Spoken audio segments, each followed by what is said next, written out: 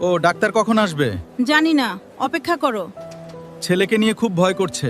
ধৈর্য ধরো, সব ঠিক হয়ে যাবে। ডাক্তার সাহেব, একটু শুনুন। কি হয়েছে? দাঁড়ান, আপনার আসতে এত দেরি কেন? আপনার কি কোনো দায়িত্ববোধ নেই? আমি দুঃখিত, জরুরি কাজ ছিল, আমি এখনই যাচ্ছিলাম। শুনুন ডাক্তার সাহেব, প্লিজ। এই মুহূর্তে আমার রোগীকে দেখতে হবে, আমি জানি। আমি দুঃখিত, আমি হাসপাতালে ছিলাম না এবং ফোন পাওয়ার পর যত দ্রুত সম্ভব চলে এসেছি। এখন আমি চাই আপনি শান্ত হন, যাতে আমি আপনার ছেলেকে সুস্থ করে তুলতে পারি। শান্ত হব?